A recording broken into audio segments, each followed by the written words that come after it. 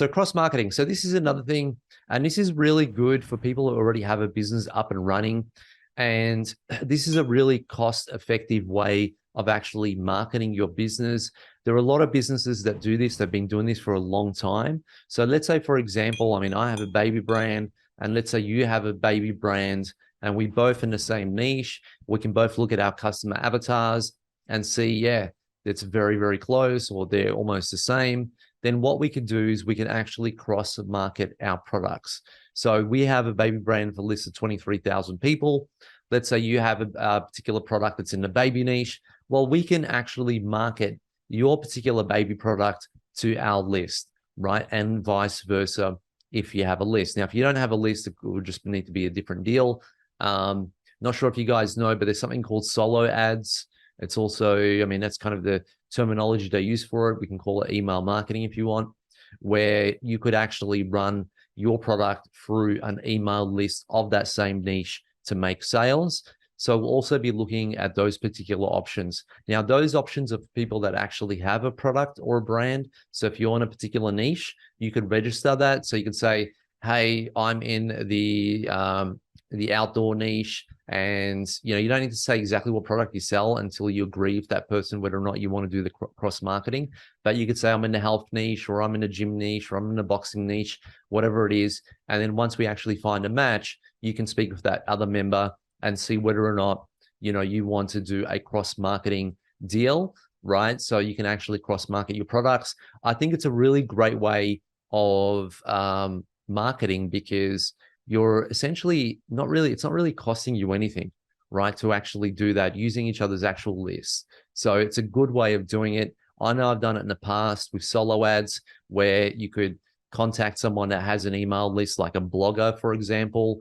And there's a lot of blogs online, right? So if you find a blog in the health niche, for example, and someone writes a blog every week, they'll usually have a subscription database of a lot of people who are interested, let's say in food or health, and then you can reach out to them. So it's kind of similar to that, but this is going to be more of a kind of a member thing, right? So I think we had 15% when I was looking at statistics of people that had 6 products or more, right? And people that are already live. So it could work really well with them. I'm sure there's a lot of people that cross over when it comes to, I'm sure there's someone else in the baby niche. So if there is, well, we can basically join forces and kind of cross market our products, right? So that's one way of doing it.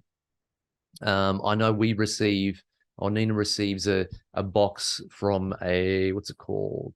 It's like a beauty something subscription box. And then every time she receives it every month, it actually has inserts in there of other different products within there they've actually cross-marketed with. So that's also classified as cross-marketing. I'm just going to go through. How would you need Shopify? Voice one. So for cross-marketing, would you need a Shopify store? Not necessarily. There are a couple of ways of actually doing it. So the best way is obviously if you already have a customer database, and that person has a customer database, and then the other person can basically promote your product to their customer base and vice versa, right? So that's a good way of doing it. Now, if you're both in the same niche and there's one person that actually has that large list and you don't, well, then it's going to be another deal, right? So it could be, I tell you, Voice One, okay, I have a list of 22,000 people in the baby niche. This is my list that I've built. What's your product? I have a look at it. If I see it's suited for that niche, then what I can do is I could choose to promote your product to my list, and it might cost you a fee, or it might cost you a giveaway of actual your particular product or something like that, rather, right? So it could still happen if you don't have a list and one person has the actual list.